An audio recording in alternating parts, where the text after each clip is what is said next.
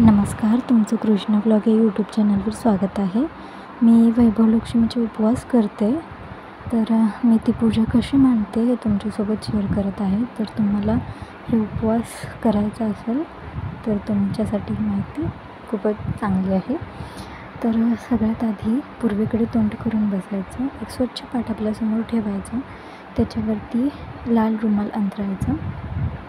लाल रुमाल अंथरल्यावर त्याच्यावरती तांदळाची छोटीशी रास घालायची.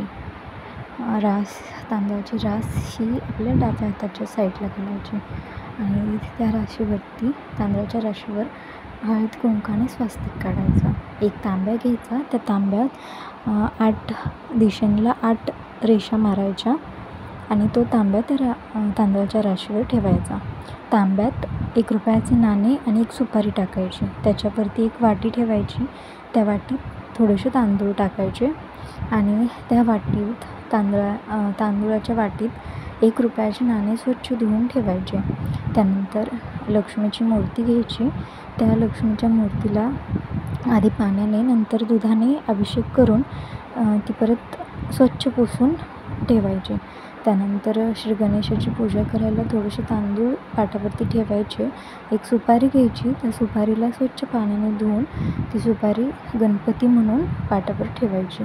त्यानंतर पानाचा विडा, पानाच्या विड्यावरती खोबरं, खारीक, सुपारी आणि हळकुंड अशा 4 गोष्टी ठेवायच्या. देवांना हळद कुंकू लावून घ्यायचं आणि अक्षदा, फुले वाहायची देवीला आणि देवीपुढे निरंजन अगरबत्ती लावायची. त्यानंतर देवीपुढे काही जण 5 फळं ठेवतात. आमच्यात फळं शिल्लक नव्हती, सध्या केळीच होती म्हणून मी 2 केळी ठेवली. तुम्ही 5 फळेसुद्धा ठेवू शकता. आणि असं पुस्तक तुम्हाला पुस्तकाच्या दुकानात मिळून जाईल. 5-7 रुपयाला असते ते. तर तिथे 8 लक्ष्मी आहेत. त्या 8 लक्ष्मींचे तुम्ही पहिल्यांदा मनपूर्वक दर्शन घ्यायचं.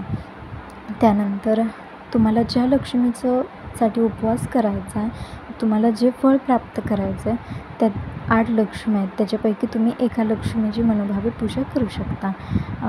आदिल लक्ष्मी, विजयलक्ष्मी, धान्यलक्ष्मी, संतान लक्ष्मी, गजलक्ष्मी अशा 8 लक्ष्मी आहेत. तर तुम्ही त्यानंतर श्रीयंत्र, पुस्तकाच्याच मागे श्रीयंत्र आहे, त्याची पूजा करायची हळद कुंकू वाहून आणि देवीला साखर आणि 1 पाण्याचा गडू भरून ठेवायचा.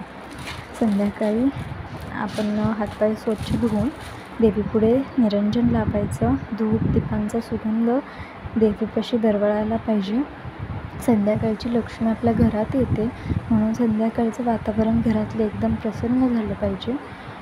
त्यासाठी दीप देवीपाशी लावायचे आणि देवीपाशी कथा वाचायची. आधी श्लोक म्हणायचा आणि त्यानंतर कथा वाचायची. काही जण संध्याकाळचीच पूजा मांडतात आणि कथा वाचतात, पण मी दुपारची पूजा मांडते आणि संध्याकाळची कथा वाचते. पण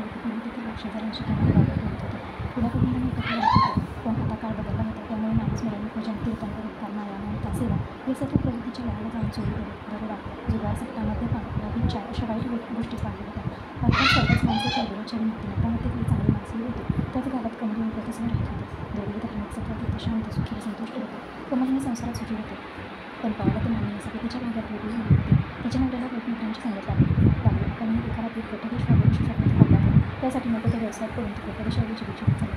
रस्त्याला भीक मागण्याची काळी त्याच्या अफूच्या रस्त्यांच्या तो बळी पडला. दुराचारी मित्रांच्या साहसासाठी सत्ता राज्य लागला. त्या त्याने स्वतःजवळच्या सर्व पैशांबरोबर कमलीचं बातमी घडलं. कमलीने सुसंस्कृत सुशील आणि सुस्वभाव स्त्री होती. तिला आपल्या नवऱ्याची वागणुकीची वाईट लागत होतं. दुःखानंतर सुख येतेच हे सिद्धांत तिला माहीत असल्याने हे सगळे हालचाली करतानाही परमेश्वरावर श्रद्धेने विश्वास ठेवून ती ईश्वर भक्ती करत होती. एके दिवशी दुपारी ती घरी विचार करत बसली होती. त्यावेळी तिच्या एका दारी तेव्हा दुःखाने दुःखत मुरलेली आपल्या घरी कोण आले असेल बरं असा प्रश्न तिच्या मनात आला. पण घरी आलेल्या स्त्रियांच्या लोकांनी तरी दाखवले. संस्कार बालपणीच तिच्यावर ठसला असल्याने ती अतिथीच्या स्वागतास होती. ती पाणी घेऊन अतिथीला देण्यास दरवाजात होती. अतिथी म्हणजे वैवृत्ती होती. तिचा चेहरा प्रियजने तळतळत होता.